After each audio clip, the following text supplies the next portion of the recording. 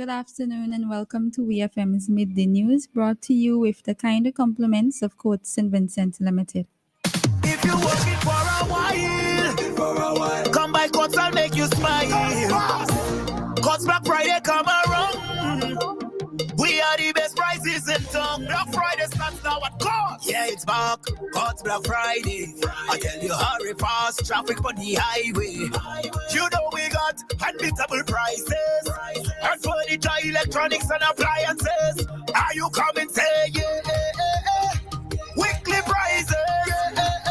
Biggest and best deals of this season. Shop and credit to it big. And pay nothing until next year, January.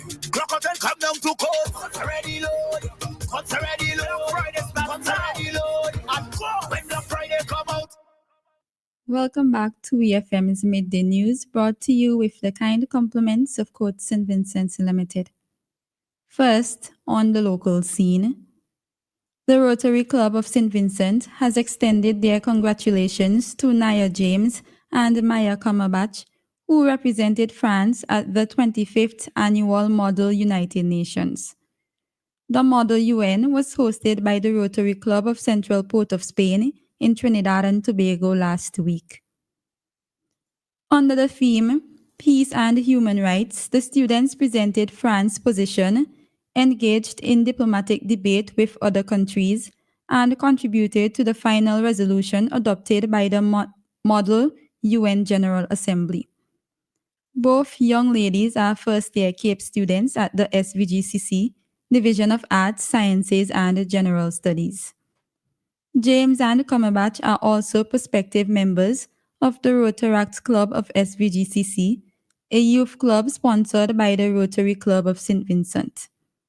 Their performance reflected the confidence, diplomacy, and global awareness that the Model UN experience seeks to foster.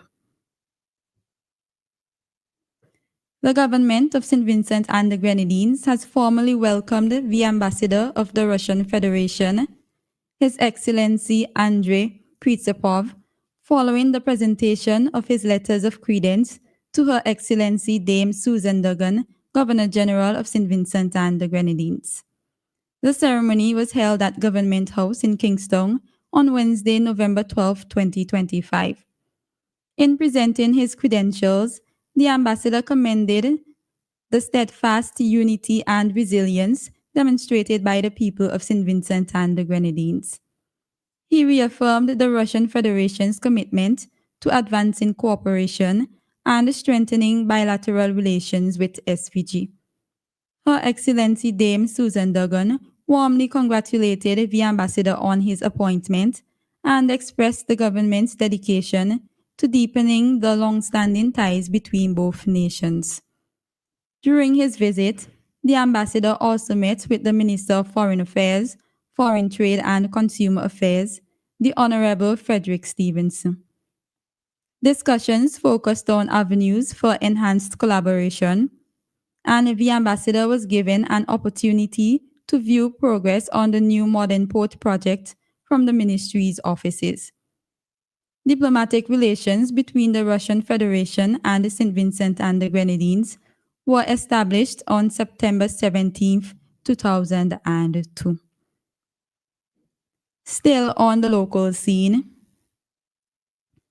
the government of St. Vincent and the Grenadines yesterday signed a landmark agreement with Limestone and Palm Island Resorts Limited for the redevelopment of Palm Island Resort and the Anchorage Yacht Club on Union Island. The agreement, signed at Cabinet Room, represents a transformative US $100 million investment. The project promises widespread economic benefits, new employment opportunities, and strengthened linkages across agriculture, fisheries, construction, and local business sectors. The redevelopment includes the transformation of Anchorage Resort into a 4-star Bohemian luxury property with 30 to 40 rooms and the return of the world-renowned kite surfing school, which is expected to open in the coming months. Palm Island Resort will also undergo extensive reconstruction, including luxury private residences and upgraded guest accommodations. Construction work has already begun, including reconstruction of the pier and the preparatory works for the new kite school on Union Island. The initiative is expected to generate 100 to 150 jobs during phase 1 of construction, 150 to 200 jobs during phases 2 and 3, and over 200 full-time jobs once the resorts become fully operational. On to news in the region. Police confirmed the body discovered early Monday morning along Lower Estate Road, St. George, Barbados, as 58-year-old Terry Kelman.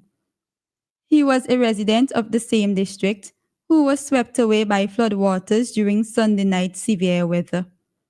Kelman was reported missing around 8:43 p.m. on November 16th after attempting to cross Lower Estate Road amid heavy runoff. According to investigations, he lost his footing in the swift-moving water and was carried downstream. Emergency services conducted an overnight search, and at approximately 6:45 a.m. on Monday, Kelman's body was found in a bushy area west of where he was last seen. He was pronounced dead at the scene by a medical doctor. The authorities are asking anyone with information to come forward as investigations continue.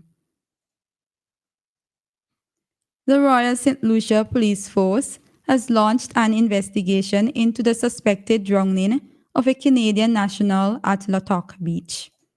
According to police, Marine officers were alerted on Tuesday, November 5, 2025, at 4:39 p.m.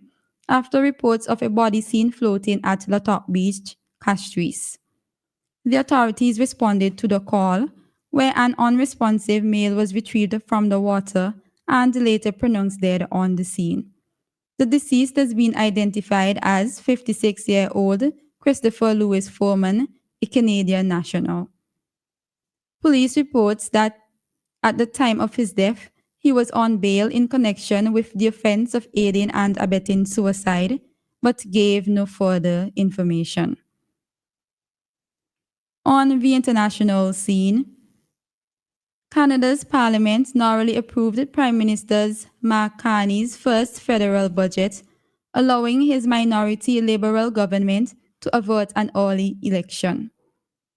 The fiscal plan, which raises Canada's deficit to a projected Canadian $78 billion or US $55.3 billion, was passed thanks to crucial support from opposition MPs, including Green Party leader Elizabeth May. The second largest fiscal plan in history was sharply criticized by many opposition lawmakers. The plan passed with 170 votes in favor and 168 against. Carney, who served as the former central banker for both Canada and the UK, has defended the budget as a generational investment to help Canada strengthen its economy. The budget proposes Canadian $140 billion or US $100 billion of new spending over the next 5 years to strengthen Canada's productivity, competitiveness, and resilience. Finally, in sports, the Dallas Cowboys honored Marshawn Kneeland with a series of tributes before their victory against the Las Vegas Raiders. The 24-year-old was found dead earlier this month after he had fled his car on foot following a crash that took place as he was pursued by police. The Frisco Police Department in Texas said the defensive lineman appeared to have taken his own life. This has been VFM's Midday News. I have been your presenter, Shanika Stapleton. Join us again at 3 o'clock for VFM's 3 p.m. news. VFM's Midday News came to you with the kind compliments of Court St. Vincent Limited. If you're working for a while, come by Courts, I'll make you smile. Courts Black Friday come around. We are the best prices in town. Black Friday starts now at Courts. Yeah, it's back, God's Black Friday. I tell you, hurry fast, traffic on the highway. You know we got unbeatable prices. And furniture, electronics and appliances. Are you coming, say yeah? Weekly prices. Biggest and best deals of this season. Shop and credit to it big. And pen nothing until next year, January. Clock out and come down to court. Cuts already load. Cuts already load. Friday start. Cuts already load. And go when the Friday come out. Did you know that you can now